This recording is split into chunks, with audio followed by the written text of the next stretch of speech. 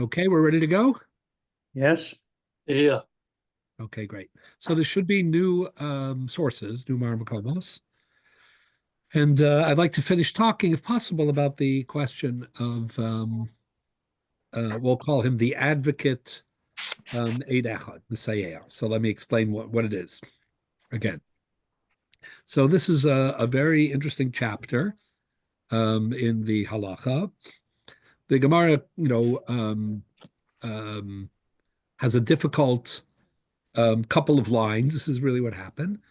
Um, all the commentators had difficulty with this line. The Gemara speaks about, in the case of Shnai Moks and Batalis, if two people are holding on, and each one claiming that he is the owner. So the Gemara says, why don't we consult with the mocher, with the person, if it's a case of two buyers, each of whom is claiming that he legitimately acquired the object, as opposed to the normal case of the Mishnah, which is two people found an object. But let's say two people each one claims that he purchased the object. So the Gemara says, "V'lech sizuzi miman nakan." Why don't we just see who paid for it, or why don't we ask the mocher, who paid for it and who he sold it to? So the Gemara says, so that's the question.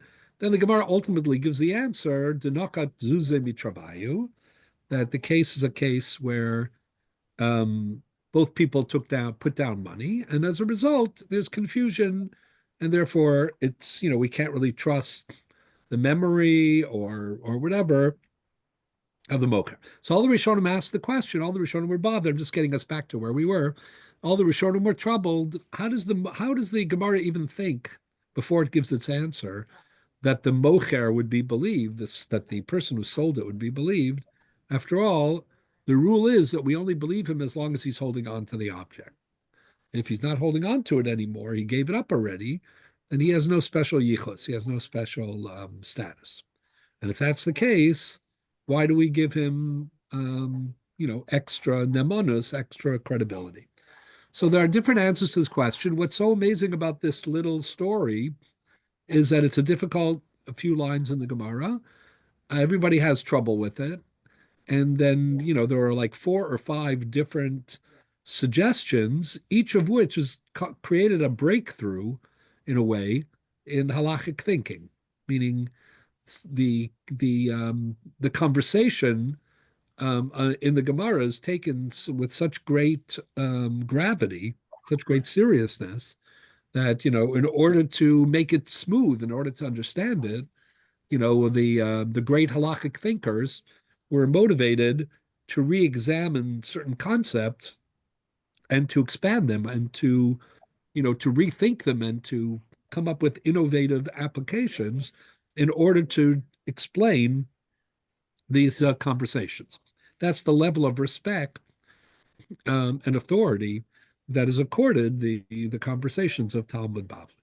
Anyway, aside, that's just a comment.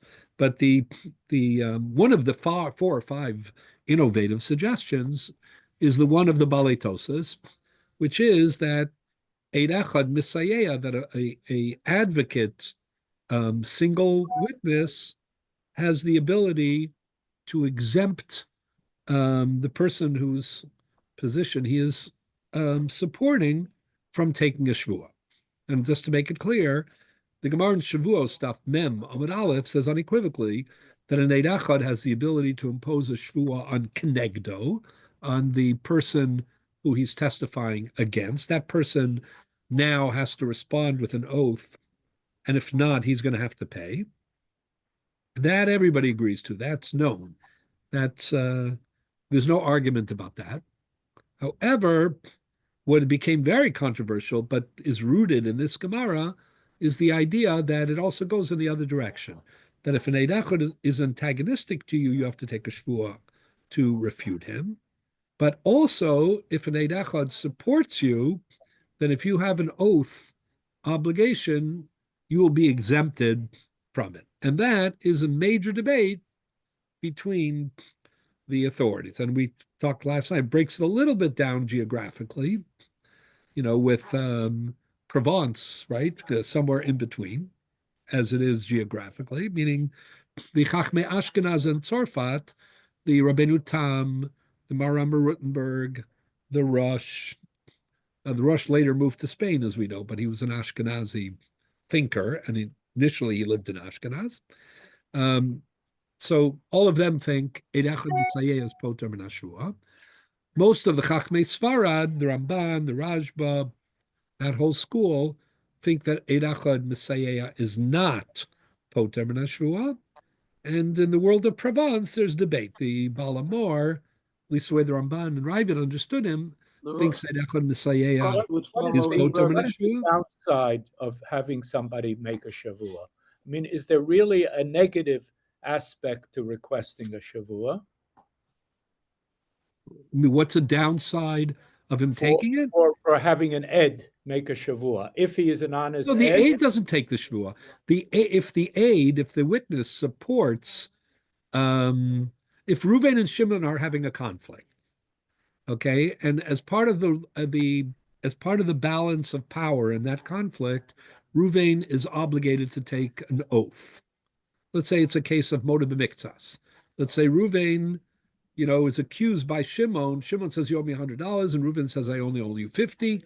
So he has to take a shvuas moda b'miktsas. He has this obligation to take an oath in court hanging on his head. He'd rather not have that obligation, right?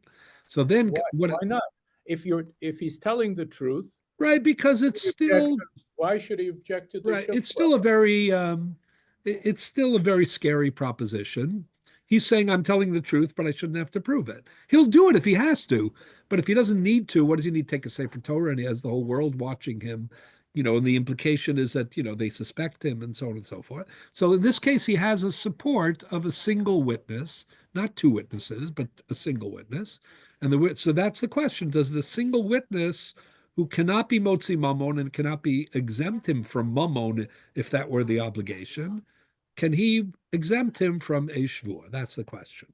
And it gets down to Meaning it's to his benefit that if he doesn't need to take a shvua, then he won't have to take a shvua, right? it gets down to the issue as to the kal v'chomer, as to whether you treat the shvu as the more stringent approach or you don't. Well, shvua is always more lenient than No. I'm talking about the active necessity to swear that you are telling the truth versus the passive ability to release somebody from.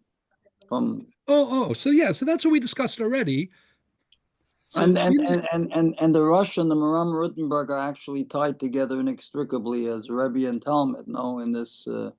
Yeah, but there are many Rabbeim and Talmidim who disagree. Well, but there was a very by the way, I could tell you relationship. that. I could tell you that, from experience on Tuesday nights, but also from my experience But I every think there single was a day. special relationship between these two. Yeah, no, for sure. Just like, the Ramban had a special relationship with the Rajba and the Ra'ah, and these are very unusual. But again, everybody thinks for themselves, and but yeah, it's not surprising when there are. That's why I formulated it in terms of schools. It's not surprising when schools have a certain consistency because the mainstays of that way of thinking, have a certain influence. Also, And therefore, it's rooted in some fundamental thought process that yeah, they. yeah, yeah, exactly, a way of thinking and specific thoughts about specific issues.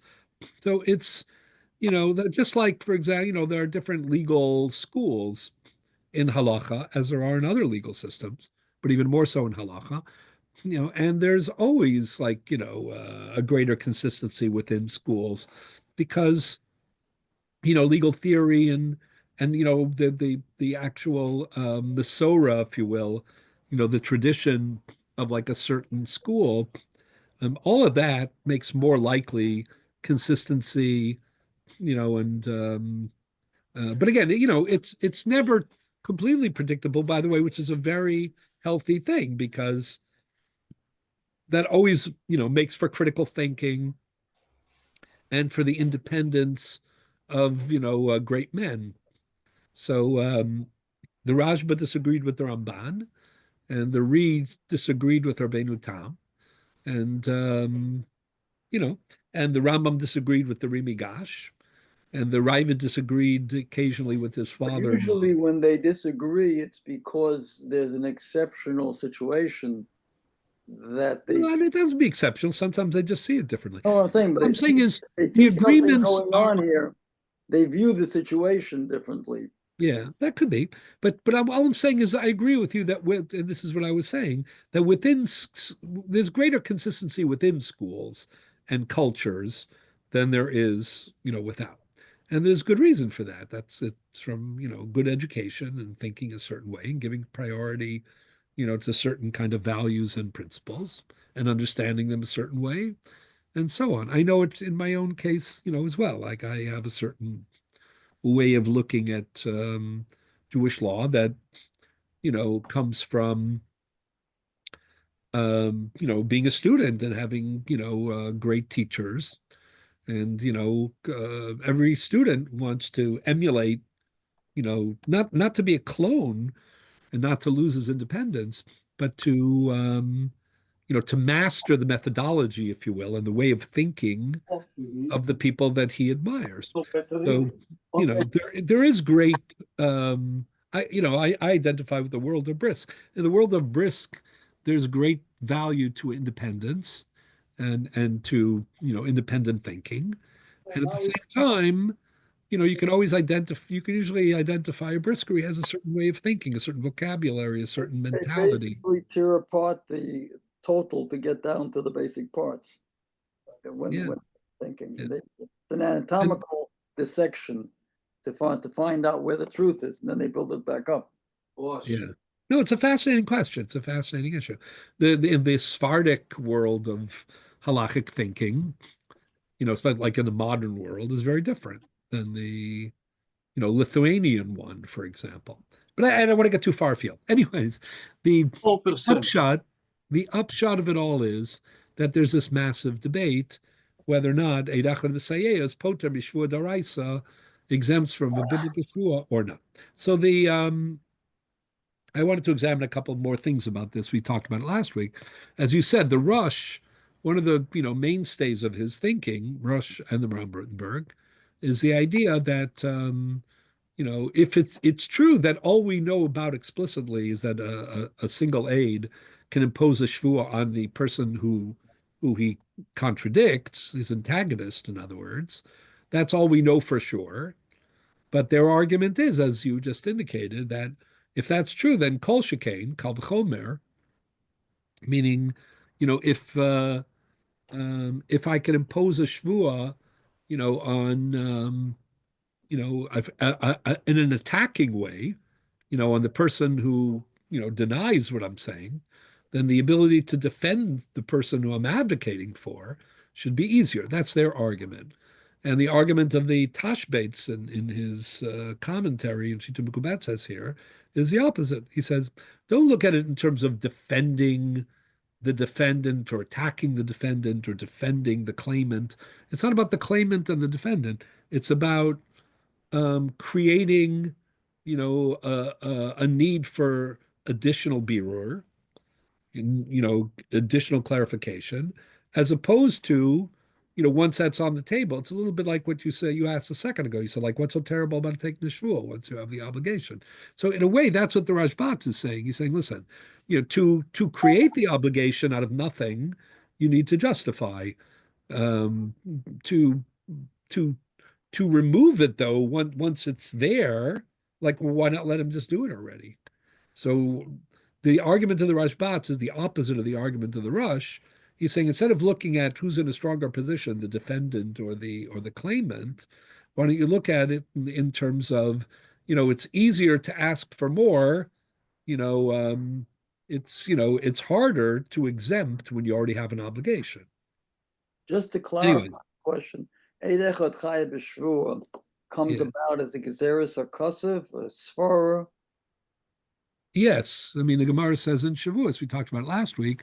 It says La Yakum Eid Echad Lekol Avon Lekol Chatas, and the drush on the Gemara in Shavuos Mem Amid Aleph is Lekol Avon Lekol Chatas Hu De'eno Kam Aval Kam Hu So L'Shvu. even though it's a drasha, something less than a Gezeres HaKosev, it should be something that either side of the argument Right, shouldn't. but it doesn't if the language no, so this is what I was trying to show last week. The language aval kom hu lishvua, the word kom lishvua can have two meanings. Because the immediate case that they're applying it to is a chiyuv shvua.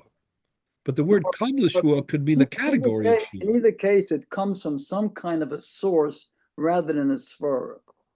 And Right, once but the that, source is ambiguous on this point. All the source but says everybody agrees that the end game of that source is that an eid echad can be mechayev a shvua. right, but they're not in agreement whether the same So it's an source. extension of that. Okay, I understand now. Because what I was going to say, if it is a part of a drush, then that's what it is, whether you like it or not. Yeah, And yeah, yeah, no, all 100%. this back But and there's forth ambiguity. doesn't Right. mean anything. When you say kom hu lishvua, that means he's effective in the So area of it's an shvua. extension of what the drush is. Right, because if I say it works in shvua, what does works mean? Works means it obligates, it means it exempts, it means both. So what's so fascinating about this argument is that you have these two great thinkers, the Rosh and Ramban. They're both on the top tier of halachic thinkers of all time, right? These are like the big ones, the superstars, you'll say. Each one is quoting the same source to prove the opposite point because their global understanding is They're different. coming at it from a different perspective. Yeah. So what they're saying, what the Ramban is saying is, we know based on the applications in the Talmud that that chiyuv shvua is included, but we don't know anything beyond that. And maybe the way to learn the drasha is that kind of begrudgingly, eidachot doesn't work, but it'll work for shvua. We know that it works for chiyuv, so don't push your luck. Ein lecha bala chidusho. It barely works for shavua. It's part For of the chiyuv. same argument of less than two Adam a little bit or Or more. that's exactly what we're talking about last week. Exactly. So, and the Rush is saying the opposite. The Rush is saying, really, what we're really saying is Eid Echad should have been Mechayev Mamon. And the Kiddush is that it's not. So, at least in Shvua, where it applies, let it apply fully. It's come the Shvua. It doesn't say Oh, Chiyuv Shvua. in essence, it's a question of the strength of Eid Echad.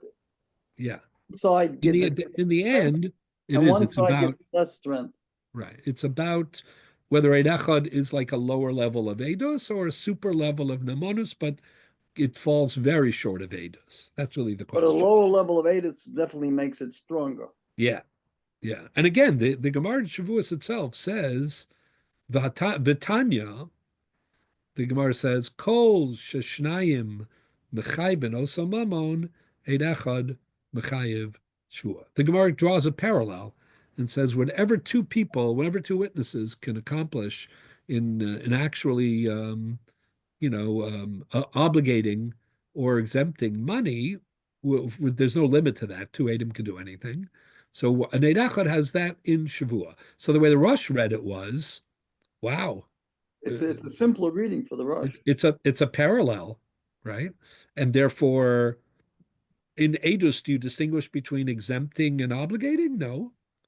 If two witnesses back your claim, you're going to be exempt. If two witnesses, to back your exemption, you'll be exempt. If they back your prosecution, How does the the other guy will Ramban, have to pay. how does the Ramban read that? No, so the Ramban thinks that this klal is not really, it's a general klal, but there are exceptions to the klal. For example, we have a rule, ein nishbaim ala karkos. You don't take oaths when it comes to a real estate venture. Now that's based on Xeris Akasu, but that's a Mishnah, and that's a hardcore principle in the Mishnah in Shavuos on Daf Membeis. So all the Rishonim ask when the Gemara says in Shavuos, Kol Sheshnayim Mechayvin Osamamon Eidachad Mechayiv Shvua. So the Balitosis immediately jump in and they say, what about English Ba'im Alakarkos? If two witnesses were to come and they were to testify about real estate ownership, would we throw them out of court and limit them and say they don't work? Never. We would say whatever they say. That's what it is. There's no limitation. There's no difference between real estate and mobilia when it comes to two witnesses. So how come practically everybody agrees that when it comes to an Eid Echad b'Shavua, that karka is excluded? I said practically because there is one outlier. Okay, the one outlier happens to be a very remarkable presentation of the Tosus Rid. The Tosus Rid was one of the most, how shall I say this, maverick, very creative, and very Daring. unique views. This is a good example of it. So the Tosus Rid, because of this very problem, how can you distinguish between if you have a parallel between two for money and one for shvua? If the two for money work in real estate, the one for shvua should work in real estate too. So he practically has to reread certain Gemara in Ksubis, but then he finds other Ramazim in other Gemaras. And the Tosas Rid says, you know what? He says, I know it's against the Rambam. I know it's against the Bali Tosas, but my firm conviction is that Eid Echad is Mechayev Shvua on Karka. But they, as far as I'm aware, and in the entire literature, and this is a big statement, but I think it's true. As far as I'm aware, in the big literature of the Rishonim, the Poskim, the Achronim, I don't think anybody accepts the position of the. Oh, wasn't there a simple answer that basically says that what the Brisa meant? Of course, it wasn't talking about a Gezeres HaKosav exception. Okay, so it didn't have to say that. So some people say it's like a rule. If you don't want to carry, they say it's like a general rule. It has exceptions. In other words, the Gezeres HaKosav created an exception that required a Gezeres HaKosav for the exception. If anything, it strengthens the comment of the Brisa. You need a Gezeres HaKosav to tell you that this rule doesn't apply. And if you look at the Gemara in Shavuos and the Rishonim, so if somebody could bring a Gezeres HaKosav about to support the position different from that one aid is good for anything, that two aid for Shvua, aside from a Gezeres HaKosav, they would have to bring another Gezeres HaKosav to say, okay. Yeah. So I'll give you a very compelling explanation for the exception, in just another minute. In addition to what you just said, is what I'm trying to say. But clearly there are a lot of rules in the Talmud. This is what the Rosh himself actually says in Shavuot. There are many rules in the Talmud, right? Some of them are like hard and fast, very serious rules, and other of them have numerous exceptions, and some of them are just kind of memory devices. Like if I don't want to carry around a Shulchan Aruch with me, and I want to get a good.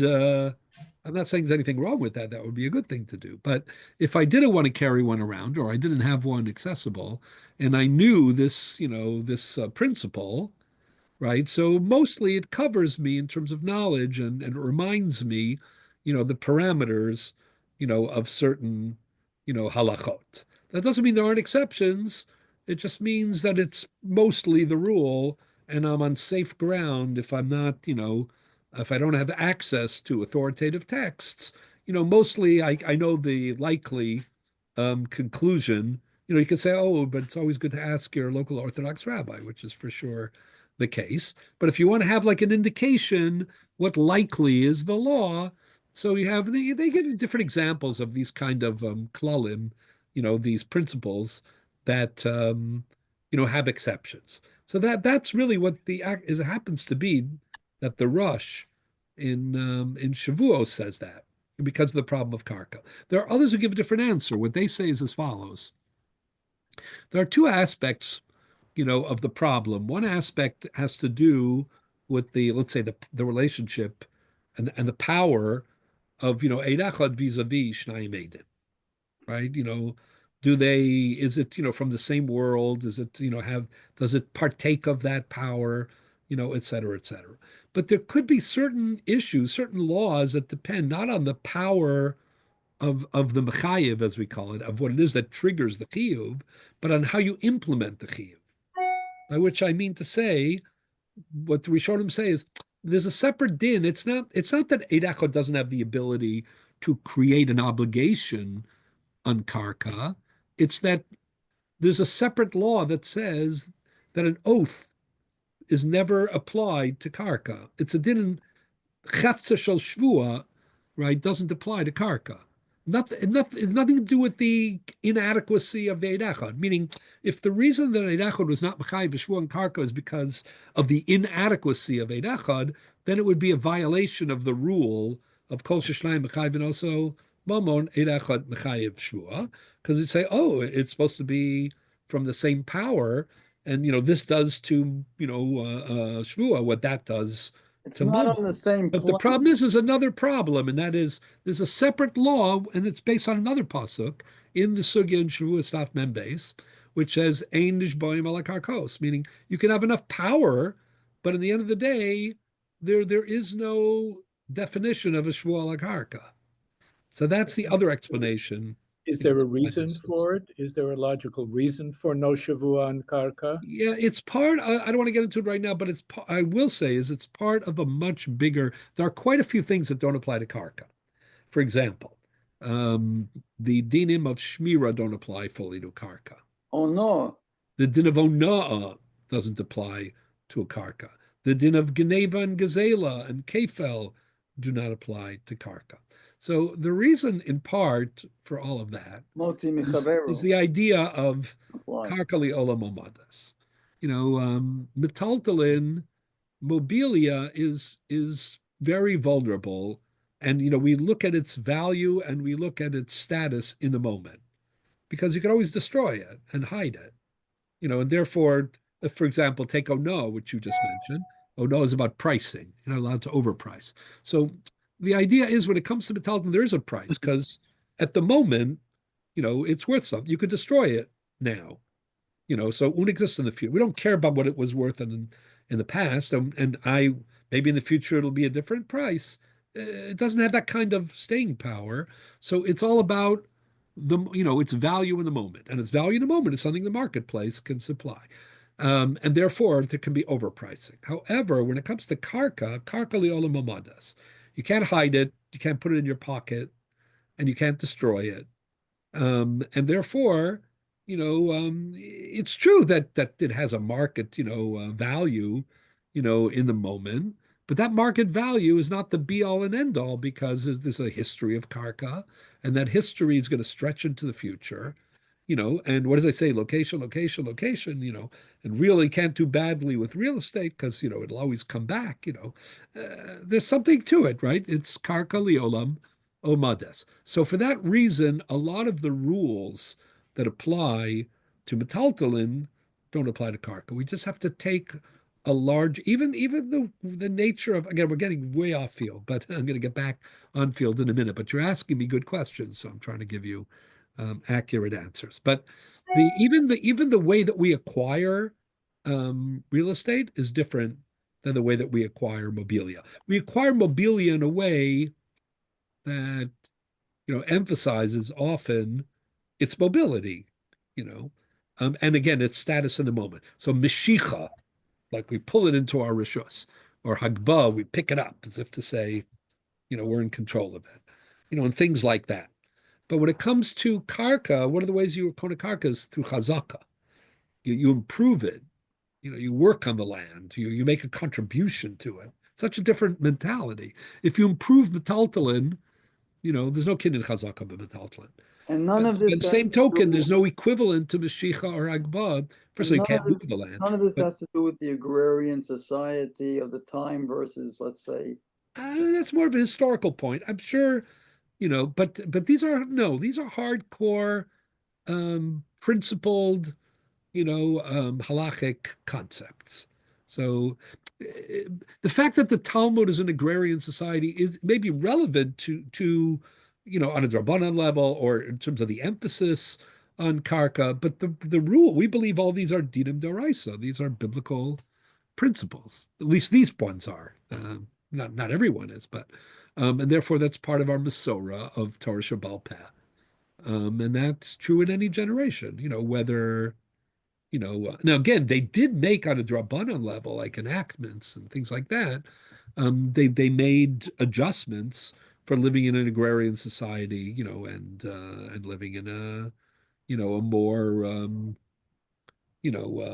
traveling oriented, more of a commercial society. There are many such things. If you look at some of the most, um, prolific um, Takonos Gaonim, a lot of them have to do, with that transformation. Even more in the Mediterranean world, than in like Ashkenaz, because you know in the world of the Mediterranean world, there was like Mediterranean commerce, was a factor long before trade and travel, were factors in Ashkenaz, frankly.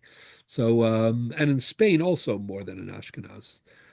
So you know there are like numerous takonos, including things like liens on real estate, liens on mobilia, and all sorts of things. But a lot of those are enactments. They're rabbinic, in nature. What I'm trying to So, describe. Rabbi, so what are we doing with the whole Maseches of Cheskat Batim?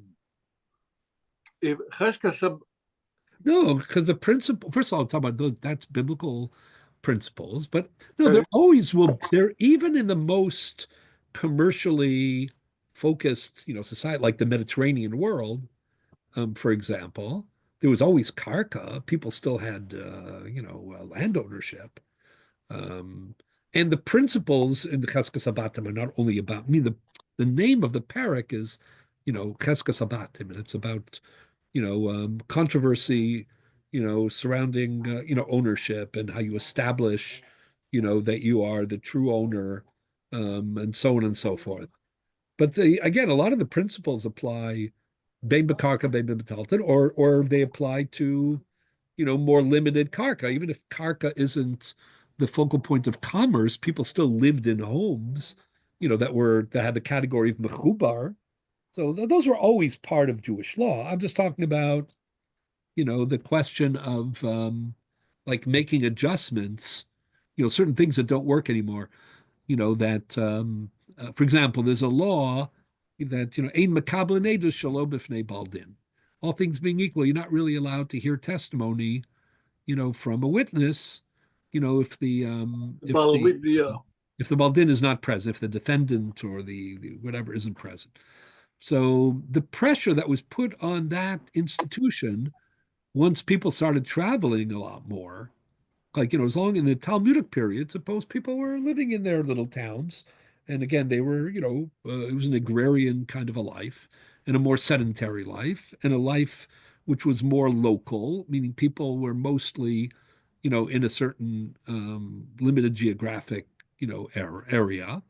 And therefore, if you have a rule, this is a biblical rule of ein makabel edus shelo b'fnei baldin, that you can't hear testimony that affects a case without the defendants, their defendant being present, which is a very logical law, frankly. It's a kind of a deterrent against people making things up, and also gives the opportunity to respond. A lot of things. Um, so that but once people started, And today we have the right to face your accuser. say that again. Even in the current law in the Yeah. US, you have the right defendant to face his accuser. Yeah. So this isn't even in the criminal law. This is even even in commercial law. But the point is that once people started traveling a lot, like again in the Mediterranean, in the world of like North Africa, and again the whole Mediterranean Trade Babel, route. there was a lot of travel and commerce, and you just couldn't. It became very difficult. Like, oh, the witnesses are they're finally in the city. You want to collect their testimony, but the defendant isn't in the city. But this might be the last opportunity, or a convenient opportunity at least. So there are like takonos gaonim that are enactments, in other words, that the Chachamim had the right to implement, and many, many other. I'm just giving you that as an example. Um, I wrote my dissertation on a different topic, the topic of gvias chovos shelo b'fnei baldin, whether you can collect debts, in the absence, of the debtor. Can you confiscate his property? Can you, You can't go in their home, right? We talked about this. I don't know, all things being, no, that's in a case of, in a normal case of halva, you're not supposed to go to his home. That's, lo tachbal, rechaim, v'rachev, and Right. You can't just go if someone owes you money, right. go But in in their house. general, once the time to collect has They have come, to you're supposed to default. collect. So the question is, can you, again, the question Talking of about fees, post, and post. I don't want to get Well, into, yeah, I'm can not you interested in want going into detail. I'm just trying to give the example of how, when people are expected to be in a certain, location, so then, the law operates very efficiently, mostly. And therefore the requirements of physical presence or the assumption of physical presence, becomes something that, is consistent, with the law. Once you have people, traveling for business all the time, and it's hard to coincide or coordinate, if you need more than one party to be in the same place at the same time. So that's going to be a challenge. Now, when something is a challenge, there are many things that you can do. If it's a big challenge and it starts impacting, economic activity and the success in the community, so you have to, consult halachically to find out what options are available to you. So, that's where you see, activity like this. But all things being equal, the distinction between real estate and mobilia is very much baked into Jewish law in many, many areas. So we say, Einish boy malak karkos, there's no din of shmira bekarkos, eino no bekarkos, ein karka ein exeles, um, and so on and so forth. Like there's a whole slew of laws. These are doraisa, these are biblical laws. They're learned out from, Hekeshim and Klalu Pratu Klals. These are different hermeneutical methodologies, that of how to darshan psukim. But it's very typical, to find grouped together what we call avodim, karkaos, and shtaros. They're like three. Usually they go together, and they're excluded from a lot of different, or they're distinguished in a lot of different areas. Because slavery, when people had slaves or servants, they were treated, in terms of their status, avodim hukshu karkos, and then you had shtaros, which are contracts. So contracts are ein gufon mamon, we say. They represent, like they embody a transaction, but they themselves don't have intrinsic value. So often this, triad of avodim, shtaros, and karkos being excluded from things like ona and shmira and gezel, with some differences between them too. And and shavua is very common. Anyway, so getting back to what we're trying to explain why it is we don't want to lose our bearings. Why it is that a single aid who's mechayiv shvua and who appears to be in the pattern of shnayim edim, of two witnesses, and when it comes to two witnesses, there are no restrictions on the effectiveness of two witnesses. When it comes to there are no differences between real estate and and movable property. When it comes to the credibility of the two witnesses. So why all of a sudden, Tosas read aside, would there be such a distinction when it comes to one aid? So the answer may very well be because that's based on a different consider. It's not the ineffectiveness of the Eid Echad in parallel reference to the Shnayim Eidim. It's not, in other words, on its inadequacy or lack of sufficient power or credibility. If that were the case, that would be a violation, of the parallel rule, or it would lead you to conclude that the parallel rule isn't really so much of a rule as much as it is like a broad truth, but there are exceptions, and it's more of a device than it is, a conceptual principle.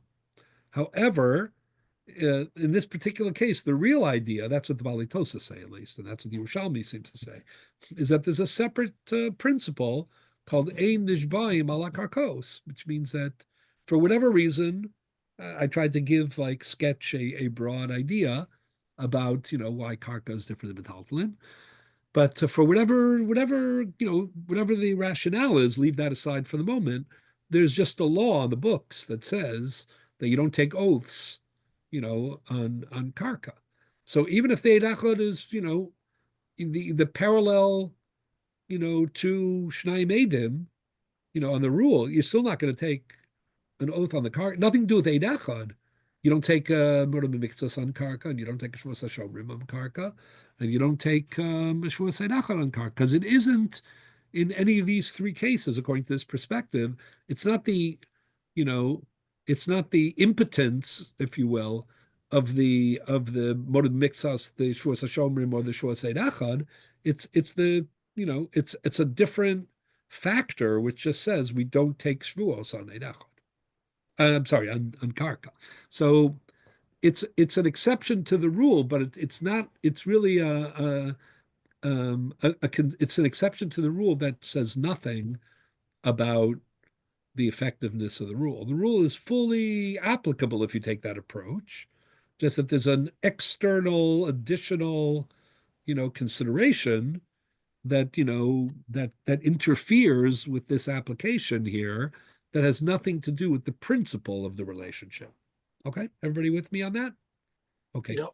So now I want to get back to, having said that, I want to discuss another aspect of this. So in this argument between the Rosh and the Ramban and others, there is a very interesting subplot, and that has to do with the principle of mitoch she'eno yachal yishava mishalim, which we talked about a little bit, which means that sometimes when a person is obligated to take an oath, if for some reason he can't take that oath, that converts into a monetary obligation, which, by the way, should tell you something.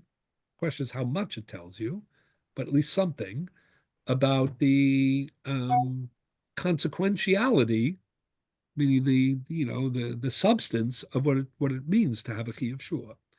Like a chiyuv shvua can turn into a chiyuv mamon when it is neglected or ignored, etc. Oh. So let me explain what the point is. So if you look at the Ramban, we have two Marmakomos in front of us, or should have two sets of Marmakomos in front of us. One is the previous one, and the other is the current one. I'm going to be using both tonight. So although we're a little late already because we took a couple of asides. So if you look at Milchomos Hashem, this is on the previous Marmakomos, which I think was 4 pages. And I believe this is page 4, right? Yeah. So page 4 says Milchomos Hashem. Everybody have that? Yes. Okay, great. So now go down to 4, 6. 1 second. Yeah. Go down 7 lines. At the end of the 7th line is the Ramban's big question. Ramban says, the ilu isa lahamilsa. Everybody have that? At the end of the 7th line? Ve'ilu isu hamilsa. Yeah. It says, Ve'ilu isa lahamilsa. So this is what the Ramban asks. Ve'ilu isa lahamilsa shomer shemasa l'shomer amai chayiv. So this is a well-known law in the books. A lot of people learn, as I say, Tchilas Gemara, they learn Perek HaMafkid. Mm-hmm. So, or the second year, whatever it is. So there you have the rules of Shomer Shemasel Shomer. Let's say somebody receives an object to watch, right? And then for whatever reason, without getting permission, he transfers that obligation, that responsibility to another fellow. So let's say Ruvain owns an object. He handed it over to Shimon to watch. Shimon is the shomer. Shimon, for whatever reason, handed over to Levi to watch without getting permission from Ruvain. Then something, of course, happens to the object. So when it comes time to collect back his object, Ruvain comes to Shimon and says, I'd like my object back. This is when, we agreed that I would pick it up. Shimon says to Ruvain, there's something I didn't, get a chance to tell you, and that is I handed the object over to Levi for safekeeping. And while it was at Levi's house, something happened to it, something which would be exempted based on the Picadon contract, but it happened there. So I only know about it from him. An earthquake struck and destroyed the object. And since I'm not a Shoel, I'm only a Shomer Chinam or Shomer Sachar. So, um, so that's called Shomer Shemasel Shomer. So if there's an argument, but if you say Shomer Shemasel Shomer is Chayiv, so what's the reasoning behind? I'll read it inside in the Ramban in a second. Is that the Ruvain, the owner, says, listen, Shimon Levi, sorry, might be a very fine fellow, but he's not the person I entrusted with my object, right? I entrusted. He may not even know you. Yeah, he may not even know. Probably doesn't even know him. It doesn't make a difference one way or another, but you're right. Yeah, yeah. Let's assume the best scenario, the one that makes, it clearer. He doesn't even know who he is. Or maybe doesn't like him, whatever. So Ruvain says, listen, normally I should add one other point, sorry. And that is that when a shomer typically cannot return an object, even if what he claims happened to it is something that exempts him, he has to take a shvuah doraisa. This is one of the three shvuos doraisa. There's shvuos eid echad, shvuos mordeh b'mikzas, and shvuos hashomer. So in this circumstances, normally, if Shimon wasn't able to return the object to Ruvain, what he would do is he would take a shvuah, saying, "Oh, it was struck by lightning," or whatever. Or if he was a shomer chinam, he'd say it was stolen, right? And then Ruvain, the owner, would be forced to accept his shvuah, and he would be exempt, and that would be the end of the story. Sholach bayad? Yeah, okay. He also has to take a shvuah, sholach bayad. By giving it to Levi. Levi. So there are three Sholach shvuos. bayad. By giving it to Levi, he was Sholach bayad. No, it's not. It's sholach bayad means that the person used it improperly. By the way, this is not the same argument as Shliach Shemasra L'Shliach. It's a parallel, but there are some differences. Shliach, the question whether shliach was a shliach or not, that's a great point. It's a very parallel kind of a theme. But again, there's no shvuah problem, so it's a little bit different. Anyway, so this is what happens.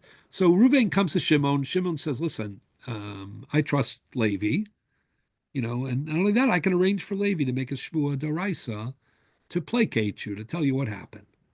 So Reuven says to Shimon, listen, I don't know Levi, or I don't trust Levi, or I don't care about Levi one way or another. I don't have a deal with Levi. Ant mehemnisli b'shvuah. When I gave you and made you a shomer, that implicitly, I, Expect him to do it. I was implicitly proclaiming that I trust you. Ant mehemidli b'shvuah. You are credible, to me when it comes to a shvuah. Why does the Gemara have to go? One second. Hey, that other guy, meaning Levi, the second shomer, lo mehemnisli b'shvuah. I don't have any relationship with him, and I don't have to believe him, and therefore shomer shemasel shomer is chayiv.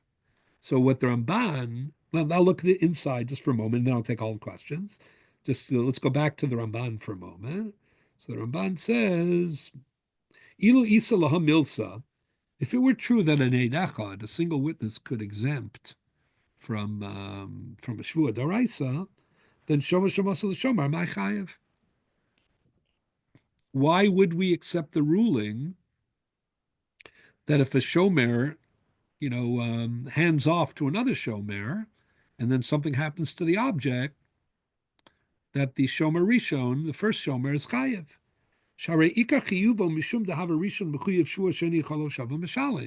The main reason why shomer shemasel the shomer is chayiv is because the first fellow can't take a shvuah because he doesn't know what happened to the object. He wasn't there. It didn't happen in his possession, right? But he's obligated to take a shvuah because he is the official shomer to the mafkid. So he's obligated to take a shvuah. He can't take a shvuah. The mafkid doesn't want to hear anything about the second shomer. The second guy he doesn't believe. V'im kedivrei bal hachibur hazeh. So now is where the Rambam's asking his question. If it were true that a single aid could exempt one from a shvua, liftarhu. Tomi kol makom be'ed echad hu lo patur shomer rishon.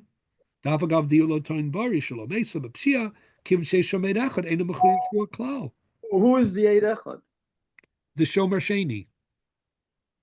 He's not Levi. Gerbedov. Levi doesn't. What the Ramban is saying is Levi doesn't have to take a shvua. I mean, Reuven doesn't want to hear the shvua of Levi. He says, "I don't believe Levi is a shvua. I don't have any deal with him." But Levi is also an Eid Echad. He's also a single witness. He has no financial stake. Either way, he's not on the. Not He's not on the hook. Gerbedov. What? He's not Gerbedov. How is he no Gambadavar?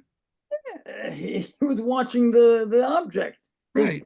Number But one, he- reputation. Right. But the assumption is that if he doesn't have any financial responsibility, right, then even though he was the one watching the object, Doesn't he not have a financial responsibility, perhaps, to Shimon, between him and Shimon? Shimon made him a shomer, okay? The minute that Shimon can't swear, he owns the object. And so basically, if he can't swear, then basically no, Shimon can't swear, and therefore Shimon owes the object to owns the the money to object. Reuven. He then said to Levi, you watch it. So Levi has an obligation as a shomer to Shimon. So he would have to make Shimon a whole if Shimon loses No, out. he didn't do anything wrong. Levi didn't do anything wrong. If maybe the question is whether Levi would have to take a shvua to Shimon or not, but that's he doesn't have any What obligation. is the relationship between Shimon and Levi? Isn't Levi not the shomer of Shimon's object? No, he's the shomer of Reuven's object. Mhm. But in a way that Reuven, disassociates, and therefore the shvua that Levi would be willing to provide for Reuven has the right to say, I'm not interested. Why could But we Levi not? has no, Why Levi's not could on the we- hook for anything here. Why? I mean, the fundamental issue. This is what bothers me. Why the Talmud Gemara had to go to this thing. I don't trust this guy.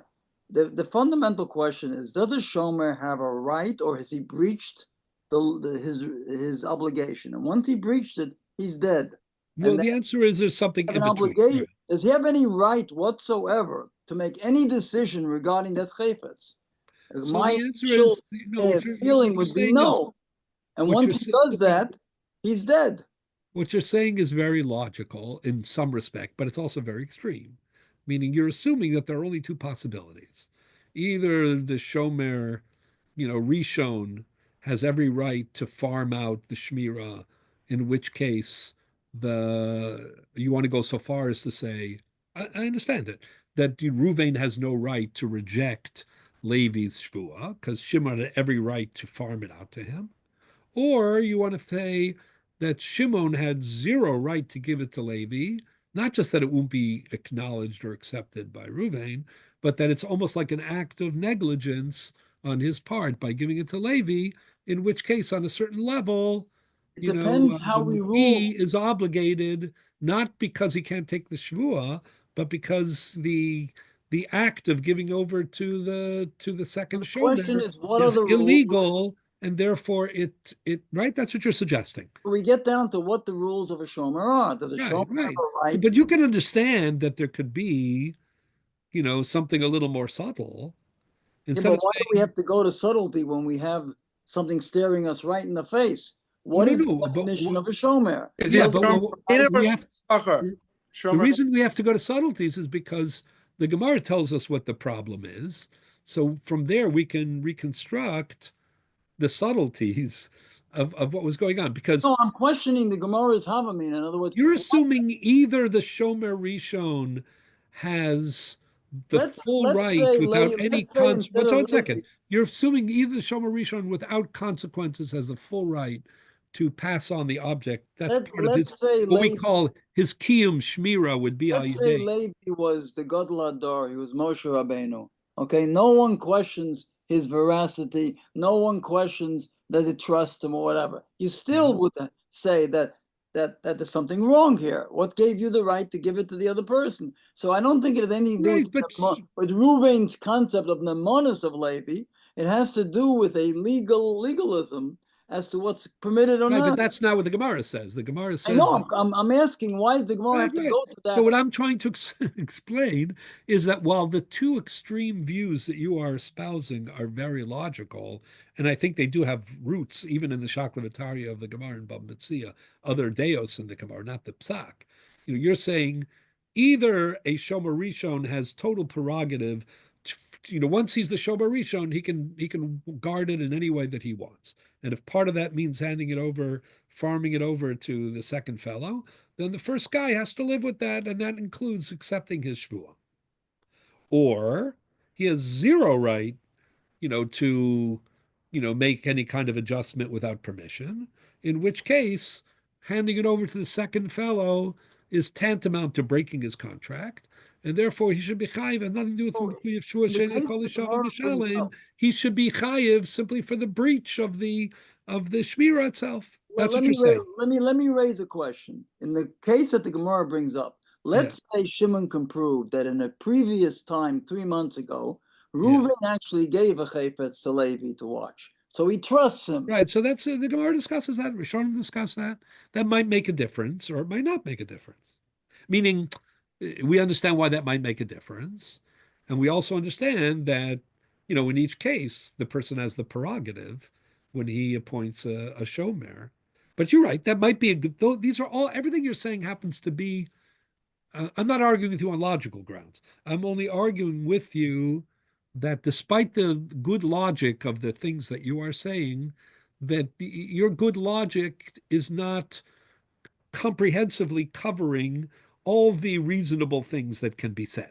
Another reasonable thing that can be said, and that based on the Gemara's conclusion, the halacha, I believe, needs to be said, is that it's a little more complicated than that. And that is, if he doesn't complain, right, all things, it's not a breach of my shmira to farm it out, but it's also not simply a kiyum of my shmira and my right to farm it out.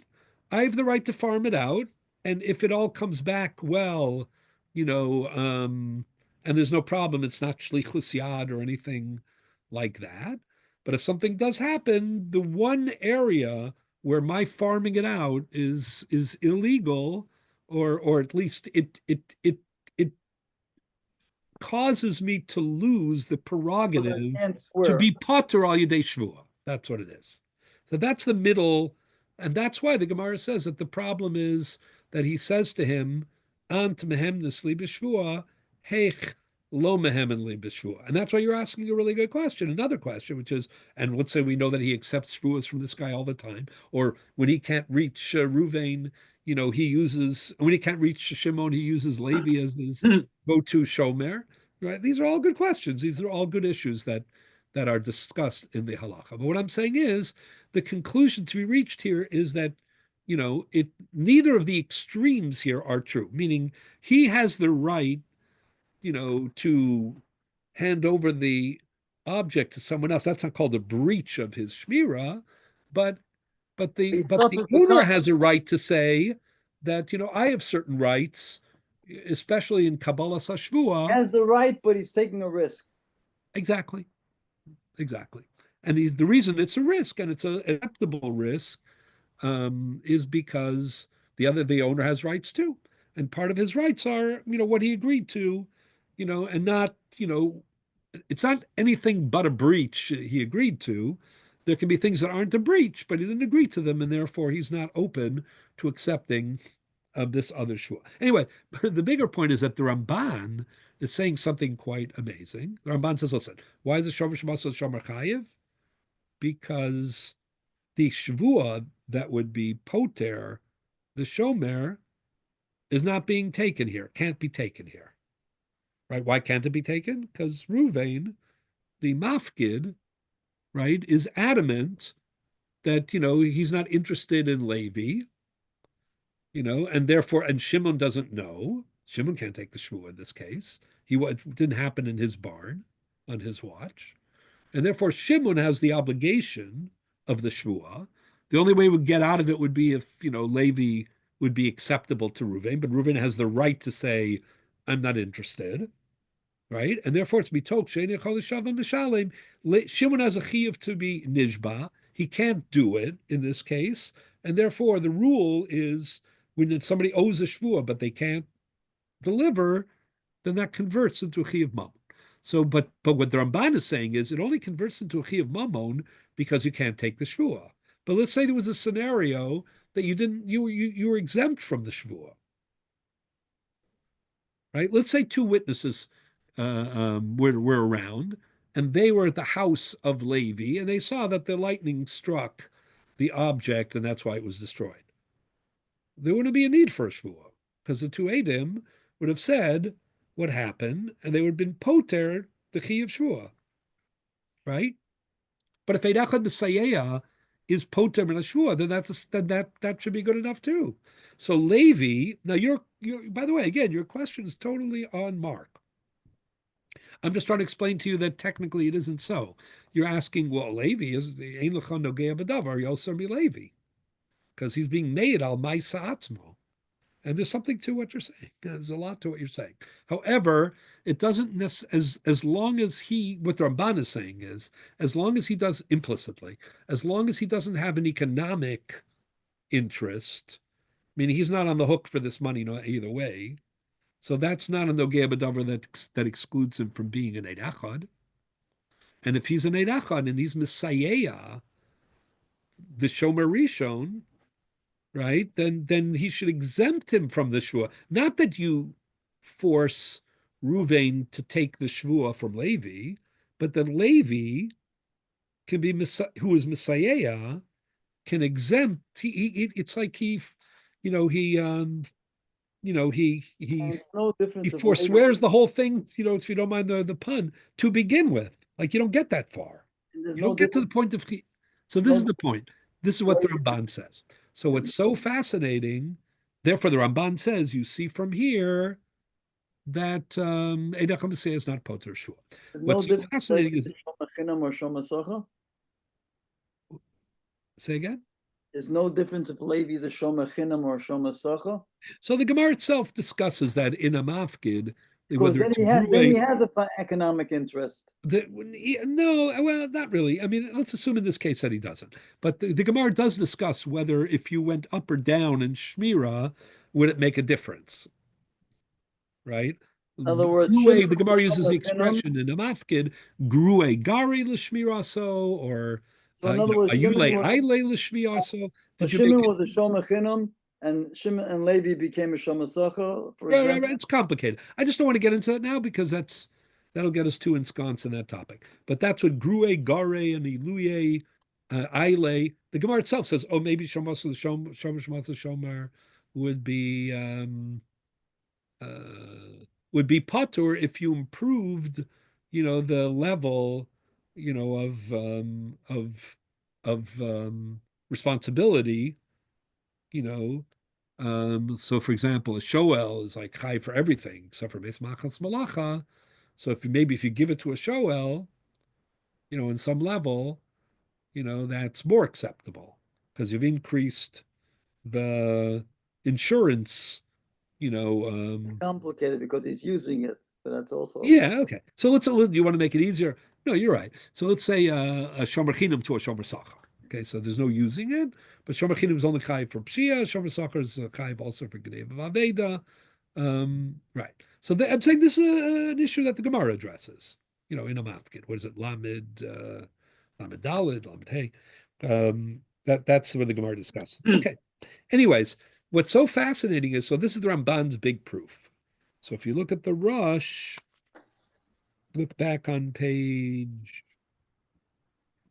3 for the moment.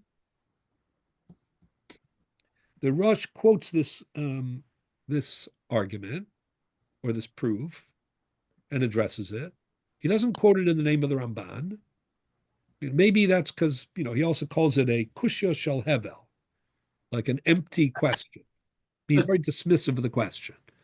I'm suspicious that that's why he doesn't quote the Ramban by name. Like, he wants to be able to to castigate or criticize the question. In Doesn't want to get good personal terms about it. with him. Yeah, it's very good. Maybe, I don't know. It doesn't really matter. Just it's a side point. So this is V'yesh Makshim. Hold on a second.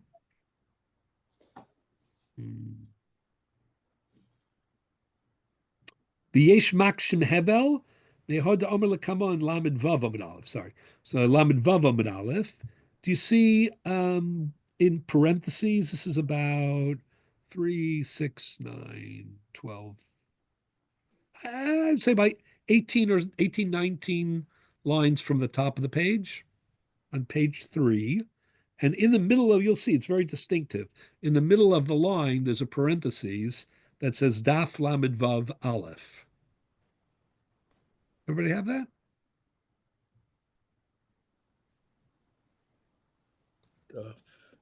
In the middle of the line, it's a continuation from the previous, from page 2. It's a very, very long rush. Where I'm trying to show you a little bit of, point counterpoint, like, he says this, he says that, he answers, it's like a conversation, basically, right? Oh, Daf Lamed Vav Aleph. Found it? Found it. Okay, great. Do you see what I mean? There's a parentheses, right? There aren't very many. The last one is like 5, 7 lines up from that. It says Lamed Hamid Base, also in a mafkid, right? But I'm interested in the one with Lamed Vav Amid Aleph. A couple of words before it. Everybody have it? Yes. Okay, so listen to this.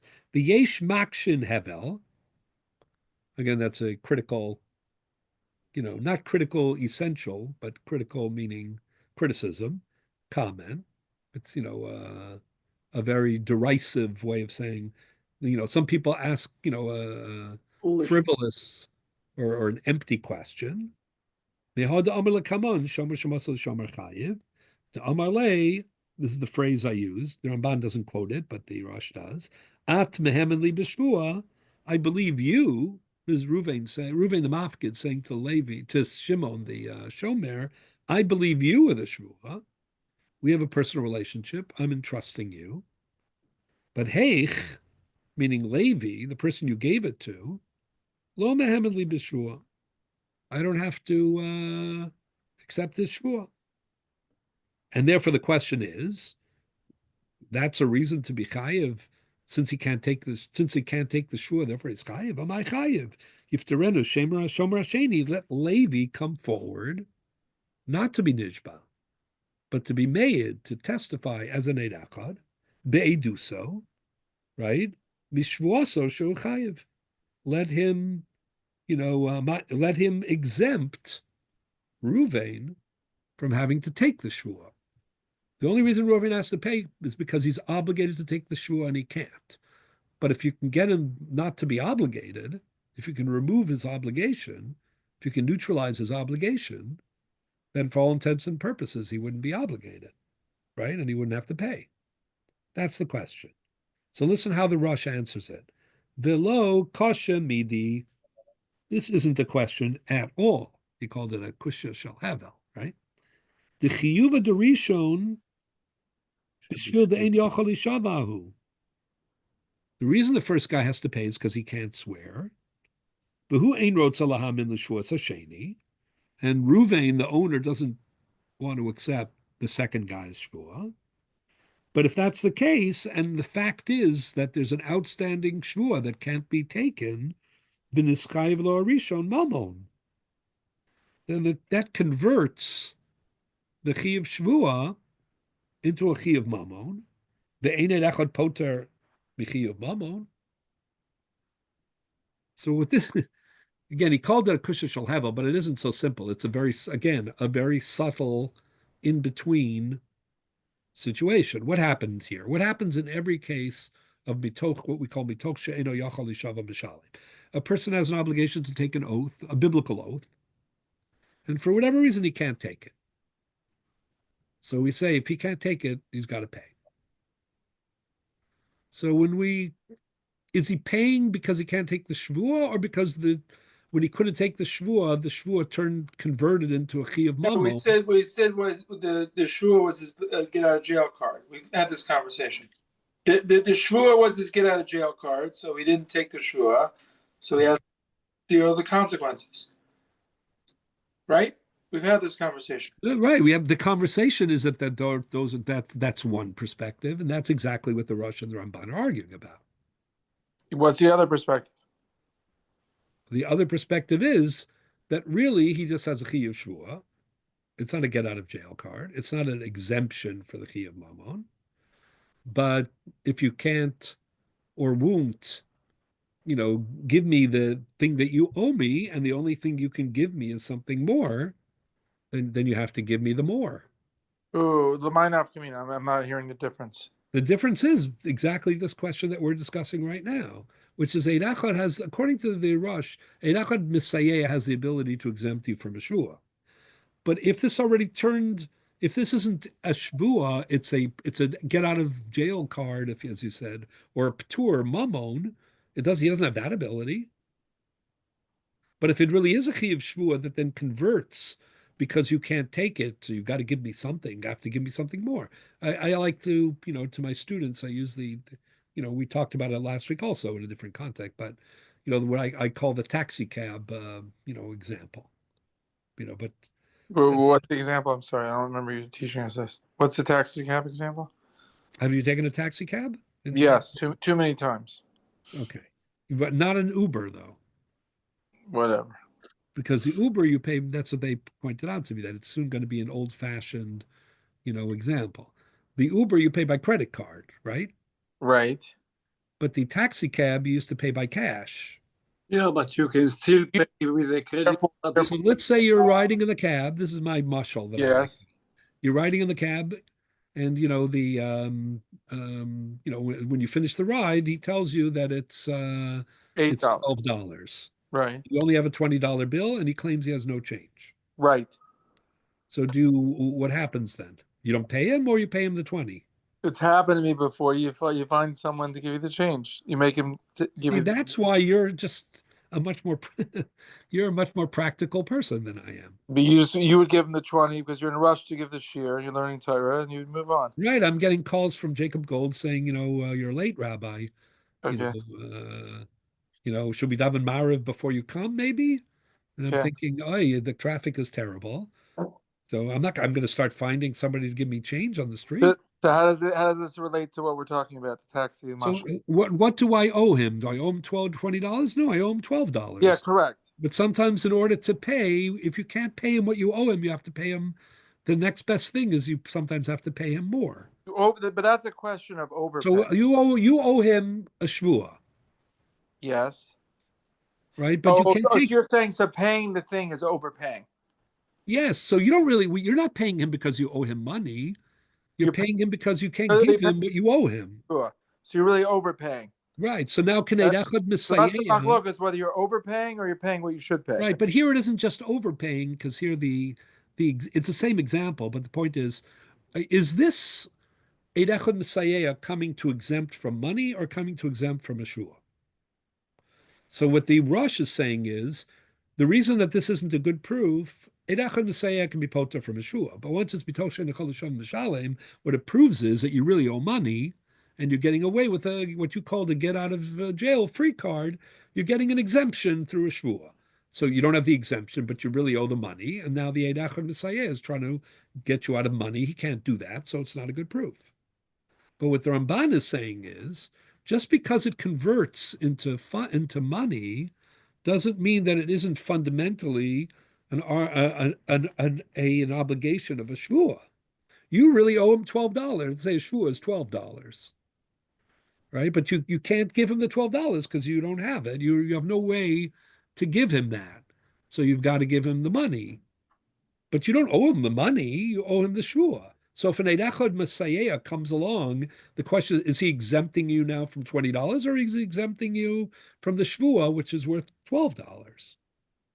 The answer is he's exempting you from the shvua, which is worth $12. Mm-hmm. Right? Got it. Got the analogy. Okay, good. So now, and you see why that's, And when I said this recently to my students, something like this, they said, "Oh, We're like also your students. they, they exactly 100%." So, but they said to me, "But you have more, I guess, life experience." They said, "Well, don't you just pay in the cab also with a credit Credit. card?" But that's more recent, right? That's only in the last Right. Yeah, 5 years. they have a thing now. You can do it on your phone. Whatever. My kids all have it. You can do It's it. been a lot more than It 5 years. works like Uber.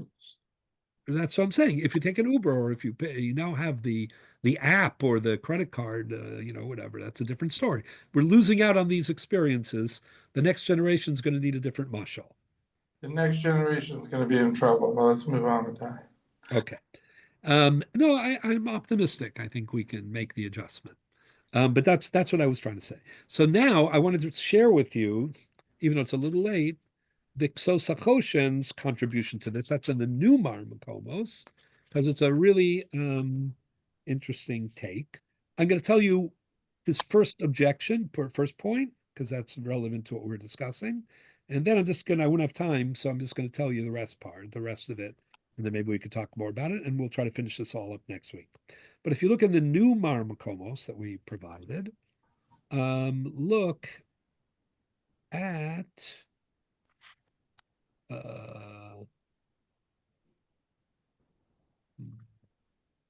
towards the end of them. Page 4. No. This is going to be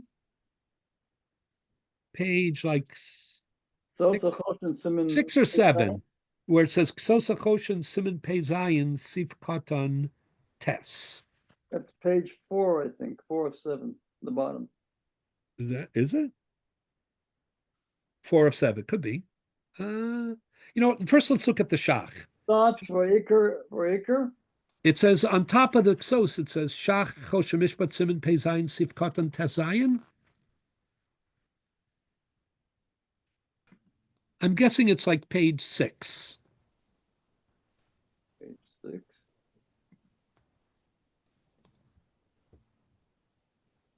Sivkot and Tess? Sivkot and Tezayin. And yes, the Ksos is Sivkot and Tes, yes. The one on top of it is the Shach. Okay. Shach, Choshen Mishpat, Siman Page Pet 6. Zayin. Sivkot and Tezayin. Yeah, and then comes the Ksos, Siman Pezayin Sivkot Tes. So this is, in addition to these being very interesting and important issues, it's also just very interesting, to trace, again, from the Talmud, to the earliest commentators and their discussions, how that ends up, being codified, in the Shulchan Aruch, which is the normative code, and then the commentators on the Shulchan Aruch, and their expansive discussions. It's just a very interesting phenomenon how these same ideas, but getting more and more refined as you go along, like how they get developed. It's a fascinating study. You can do it almost in any topic, and we try to do it, but this is a very good example of it. So the Shach, who was the commentator, the authoritative commentator, doesn't mean we always paskin like the Shach, but typically, whether it's in Yoredeya or Choshen Mishpat, the Shach is a very authoritative voice. And, more often than not, we actually paskin like the Shach. Usually when it's the Shach and the Taz or the Shach and the Sma, we usually, give priority to the Shach. Not always, but very often. So the Shach, weighing in on this whole question of Eidach and Messiah, says, V'chein roi lahora, the Shulchan Aruch says, V'chein roi lahoras, Eidach and Messiah, mostly exempts from a Shvuah, like the Chachmei Ashkenaz. So then the Shach adds, Miu, however, if it's a case where the Shvuah in question cannot be taken, and therefore it will convert into a monetary obligation, then ein eid Messiah potro. Then we will not say that a single witness can exempt him. Where does that come from? He says, Keno chachtil el simenayin beis sif tazayin, sif katan, whatever. What's the source of that? The the Rosh that we just read, who says that it's true that Eid Echad that advocates, exempts the person he's advocating on behalf of from taking a shvuah, but in any case where the shvuah, right, or the absence of a shvuah converts into money, so at that point, the Eid Echad Messiah, even according to this view, would be overstepping.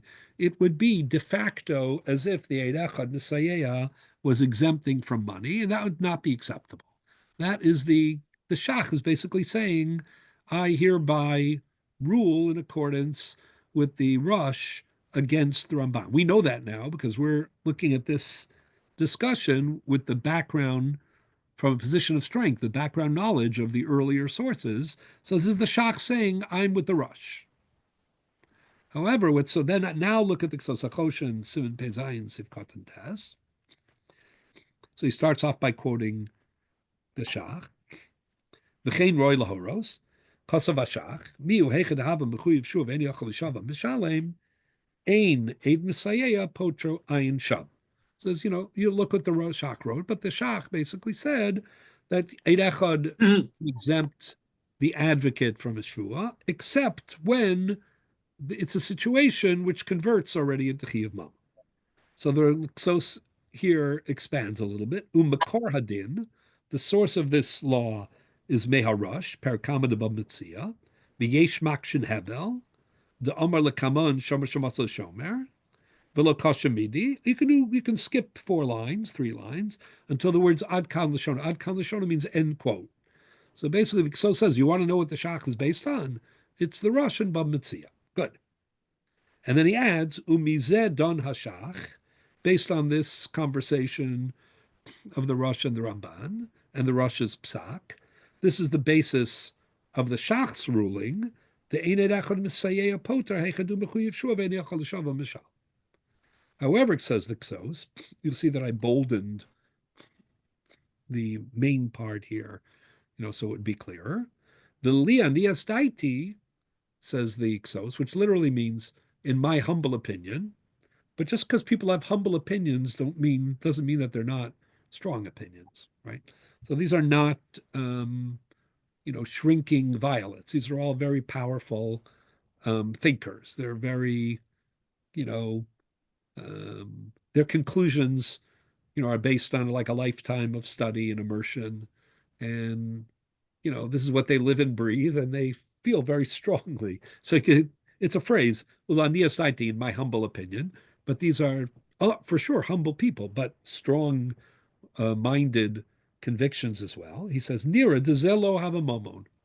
He says, I don't agree with the Shach that just because the Shvuah and the Rosh, meaning that because a Shvuah can end up causing a chiyuv mamon or converting into mamon, that means that we treat it as mamon and we say Eid Echad Messiah is not exempt because it's already mamon, not shvuah. I don't think it's right, says the Ksos. Meaning, the Ksos doesn't say this, but basically he's saying, I think the Ramban is correct on this issue, not the Rosh. Why? But the proof is very fascinating. And I think you'll, maybe recognize something in it. Dahecha detan eni odea, ve'eid echad made the tzorach l'shalem, right? Mishum mechuyev shvuah ve'eni achal l'shava mishalem, lo min hechi kam eid echad l'mamon. The Ksos has a very pointed argument here. He says this same question about how do you evaluate a shvuah, an oath, that ends up, the abstention of which ends up costing you money. Is that to be evaluated by its origins, by the fact that it starts off as a shvuah, or by the end because it causes a chiyuv mamon, right? Says the Ksos, why is that question only relevant in the direction of exemption? Like we're talking about, an Eid Echad can exempt the shvuah, but he can't exempt money. And therefore, the Shach, quoting the Rosh, says he can't exempt a shvuah that converts into money. But what about on the chiyuv side? What about on the obligation side? Let's say an Eid Echad comes forward and he testifies and as a result, he triggers the obligation of the opposite party to take a shvuah. And let's say that fellow, for whatever reason, is not going to be able to take the shvuah, right?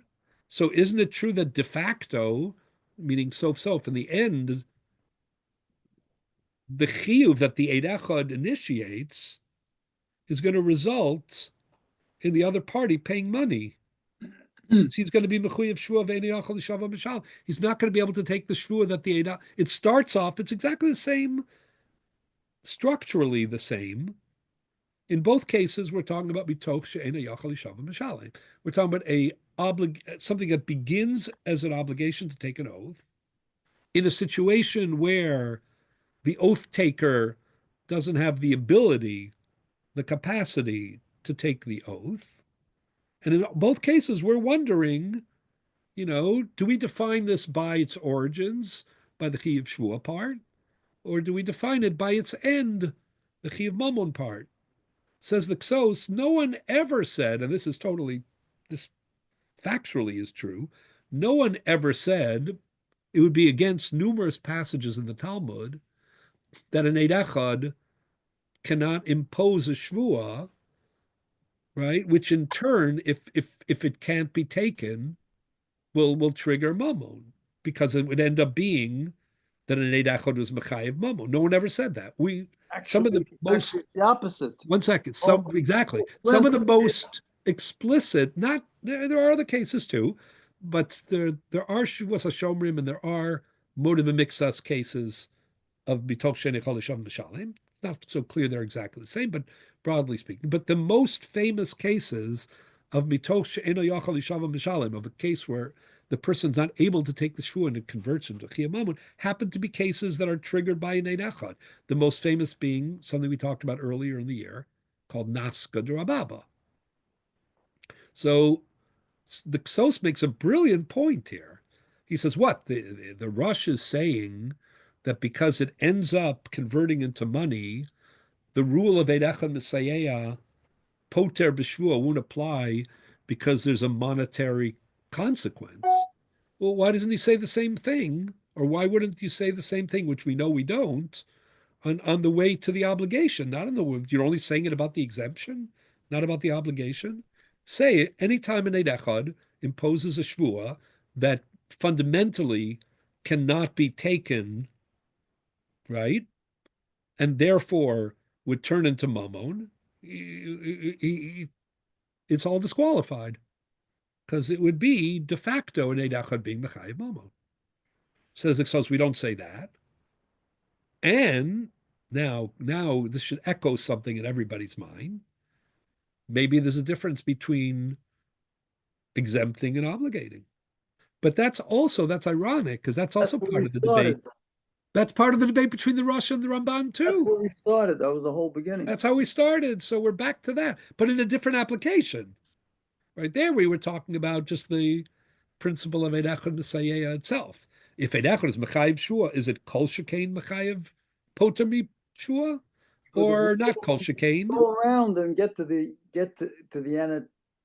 We open up to the fundamentals, then it comes out that you're back where you started from, because you. Yeah. So now we're saying, the Ksos is saying, and he's saying it for the Rush, which is actually very good. He's saying, the Rush says this, and isn't the Rush the one who said, that that if it's true for the Chiyuv, it's true for the P'tur? So the answer, that's a continuation. He adds, Al Korcha Ksarach Lomar, you're forced to say, De'ed Echad Ki Yasa L'Shvuah Kasi, Eladuhu Mimela Chayiv Mishum De'ena Yachal Yishava. You're forced to say that whenever you convert a shvuah into mammon, it doesn't take away, it doesn't detract from the shvuah origins. Maybe it even means it's, again, my taxi cab, driver, a metaphor. Meaning it's a chiyuv shvuah. You end up having to pay because you have no other choice. You can't give him what you owe him. And therefore, instead of giving him less, you're obligated to give him more. You don't owe him more, but the only way to give him what you do owe him is to give him more. right? But you never owe him more. So you really owe a shvua. You always owe a shvua, even if it takes the form of mamon. So why, if it's true in one direction to obligate, why isn't it true in the same direction, in the opposite direction, to exempt? Kiyasi eid Messiah, lepotra mishvua. If an eidach Messiah is coming to exempt from a shvua, v'chi niftar mishvua mimela, right? Sulei of mamon Allah. That then he adds, oh, the eid Messiah yalif maram Rutenberg bekal v'chomer. And then look at my next bold. The Zenami Matzina the Mela B'Hai Kal V'Chomer. He's saying, what will you say, the Rush and the Maram Rutenberg, that there's a difference between one direction and the other, being Mechayev and being Poter? You're the guys who said that if you can be Mechayev, certainly you can be Poter. So you can't make that argument. If you're the Rashbats, which I mentioned before, says, I don't think that's a good argument. I mean, the different that, it's a kol shekain. I think the opposite. Sometimes, to trigger an obligation when none exists, is one thing. That doesn't take very much, right? To add a new obligation. But to exempt you once you're facing an existing obligation, maybe that's more difficult. If you interpret like the Rashbats, ironically, you could answer the Ksos's question. But the Ksos is actually asking this question against, and therefore from the perspective of the Rosh himself. The only problem is, so then you're left with a funny situation because the Ksos, doesn't he have to answer the Ramban? The Ksos agrees with the Rosh that Ein Echad Misayea exempts from a Shvua. Right? But he disagrees with him when he said, the Rosh, that but not in a situation where you end up paying money, so he agrees with the big doctrine. He disagrees with the caveat, with the condition. But then he's stuck with the Ramban's question. The Ramban asked the question from Shomer Shemasel Shomer to prove that we don't say Dachon B'Sayeh Poter Mishua. So the Rosh said, yeah, because it's Mammon. But the Kso says, I don't care that it's Mammon, it's really Shvua. So isn't he stuck with the Shomer, with the problem of Shomrim? So the whole next part of the Rosh says another very important principle. And I want to talk a little bit about that next week, and I want to talk about the Ran next week, and then we're moving on to Moed V'Nixas, to the next stop. So what he says is, just in a nutshell, is as follows. He says, I'll just read one line. L'chein nira, the next bold, you see it? V'l'chein nira lanias daiti. Everybody have that? It's about 4 lines from where we were. But it's boldened, at least it should be in your. Do you have the bold? Did that come out? I think it's part of what I sent. Soon. Mm-hmm. Soon. Yes. Okay. Once again, the humble opinion.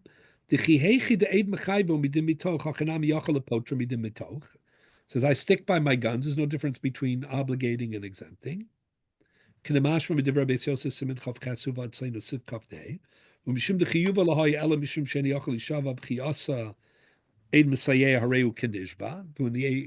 he's supported by the Eid Echad, that makes all the difference. It's as if he took a shvua. However, so what do you do with the question? You're stuck with the question now. You can't answer it the way the Rosh does, but he holds like the broader view of the Rosh. Eli says, Chiyuva de shomer shemasel shomer, milvad she'ina yachal ishava mitok shenichal ishava mishalem, od nosaf alav chiyuv mamon mishum dahav le'eni odea im praticha. So what that means is the following.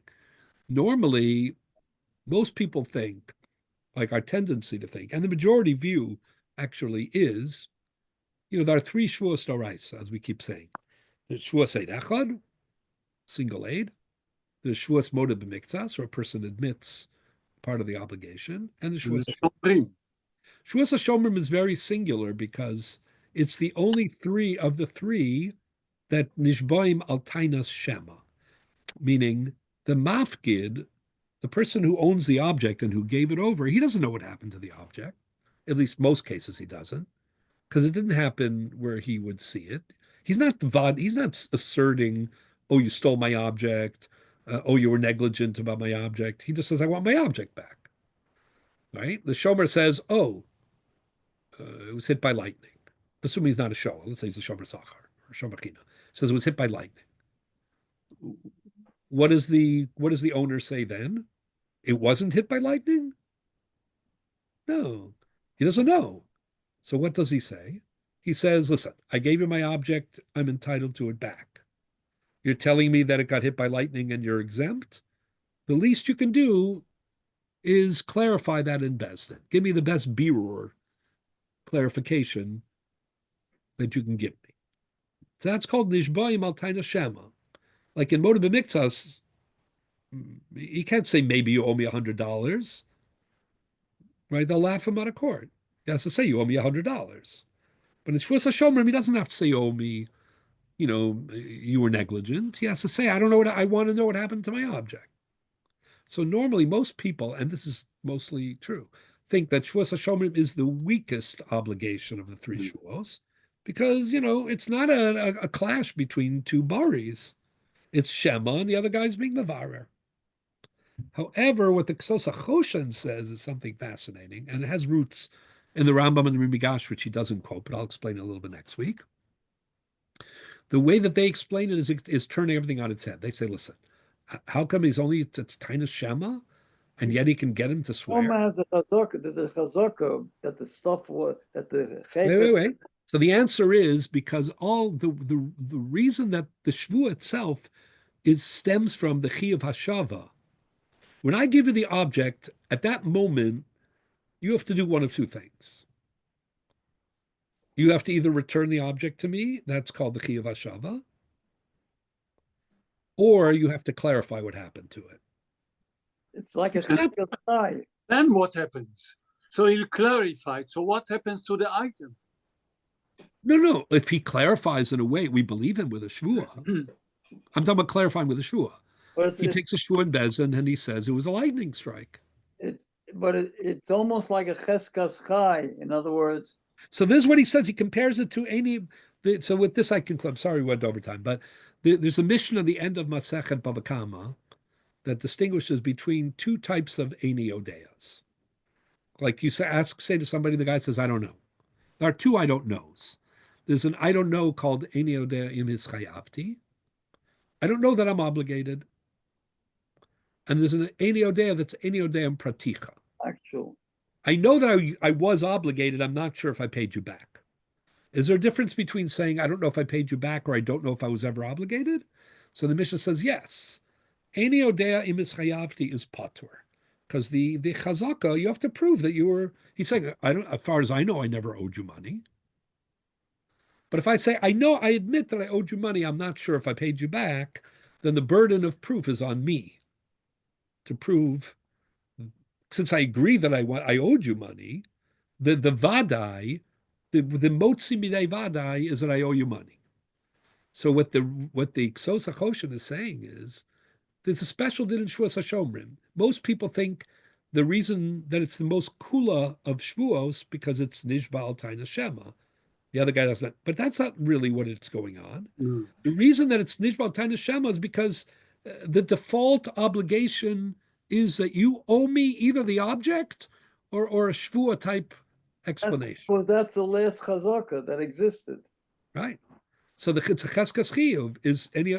So therefore, it's not even doing mitol sheni chol shavim. That's a special din in Shvuos HaShomrim. So in Shvuos HaShomrim, Echad Mesayea cannot be poter if the other guy can't take the Shvuah. Because forget about mitos. It's ein yodeim praticha. He's chayev. He's getting him out of a chiyuv mamon. Because until he's here, it really is a get out of jail card. Because otherwise he has to account for the object that he was guarding.